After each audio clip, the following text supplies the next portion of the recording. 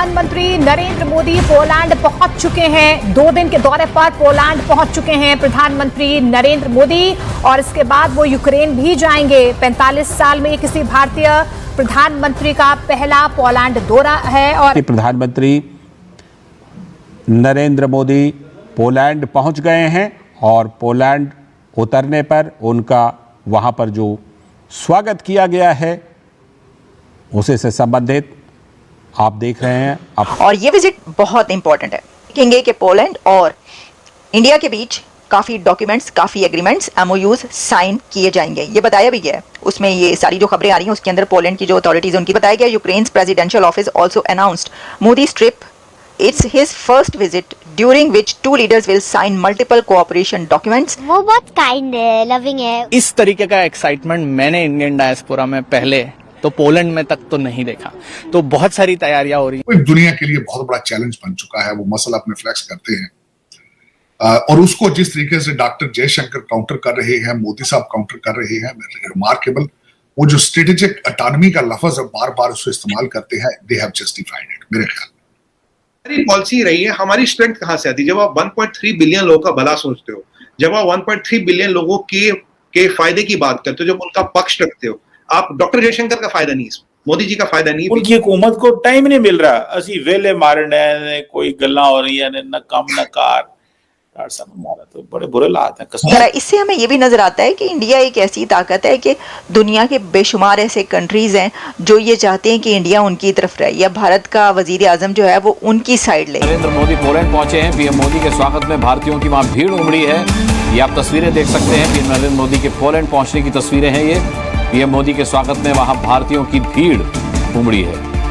ये विजिट बहुत इंपॉर्टेंट है और नरेंद्र मोदी साहब, डॉक्टर जयशंकर और इंडिया के पॉलिटिशियंस को जैसी डिप्लोमेसी आती है करना, जैसी फॉरेन पॉलिसी चलाना आती है, वो आप जानते हैं किसी और को हमने, कम से कम पाकिस्तान में तो हमने कभी किसी को ऐसी फॉरेन पॉलिसी या डिप्लोमेसी करते हुए नहीं देखा। देखेंगे कि पोलैंड और इंडिया के बीच काफ़ी डॉक्यूमेंट्स, काफ़ी एग्रीमेंट्स, एमओयूज साइन किए जाएंगे, ये बताया भी गया है। उसमें ये सारी जो खबरें आ रही हैं उसके अंदर पोलैंड की जो अथॉरिटीज उनकी बताया गया। और खासतौर पे यूक्रेन की वॉर है उसके ऊपर वो जो इसको बड़ा करीब करना चाहते हैं।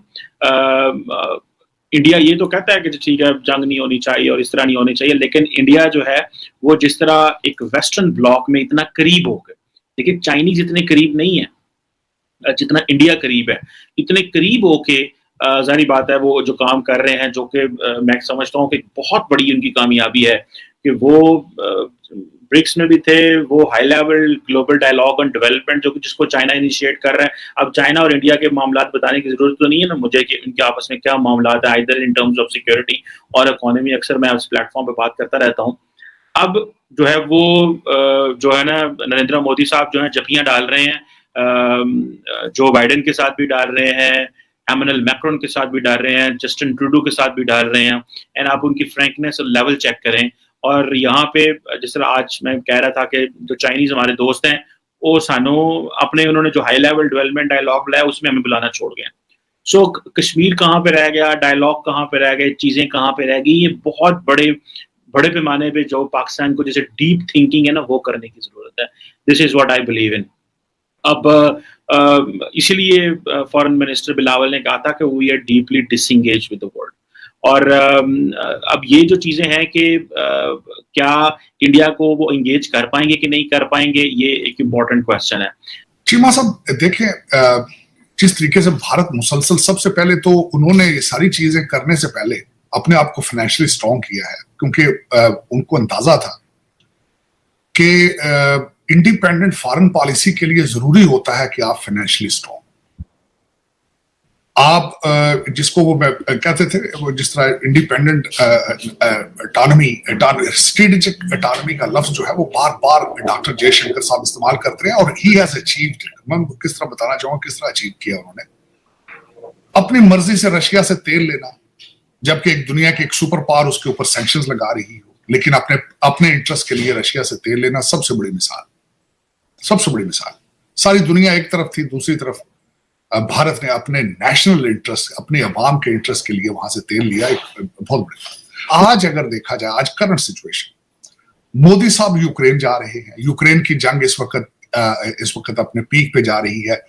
रशियन टेरिटरी उन्होंने कैप्चर कर ली है, वहां पे उनका जो एटॉमिक प्लांट है उसके वो उस पे जो पहले कभी यूक्रेन का था वो वापस लेना चाहते हैं।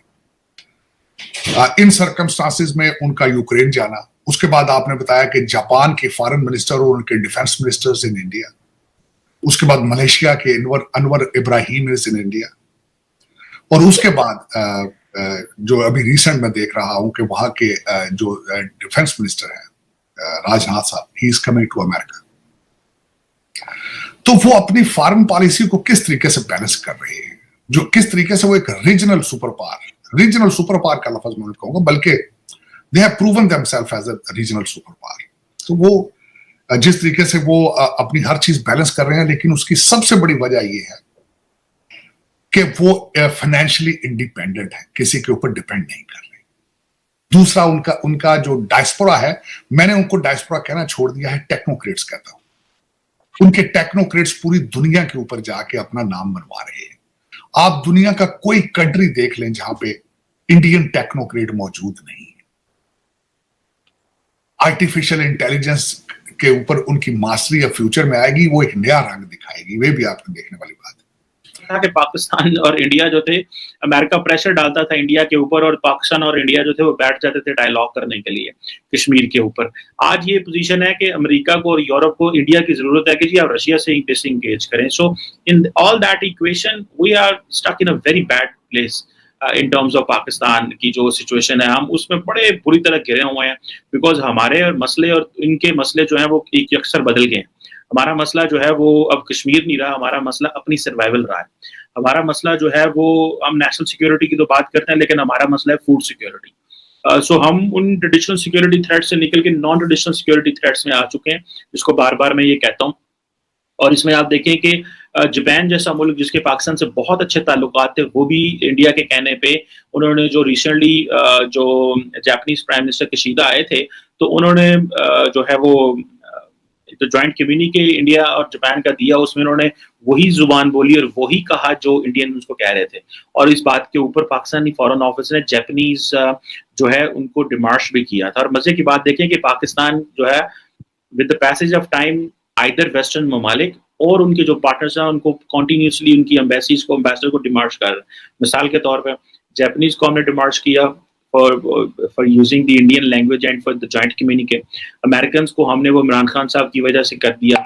मोस्ट रिसेंटली हमने कनाडा को किया बिकॉज उन्होंने हमारे जो आर्मी चीफ जनरल बाजवा के बारे में जो इंडियन जापानीज प्राइम जो है उसमें जो है वो बात की।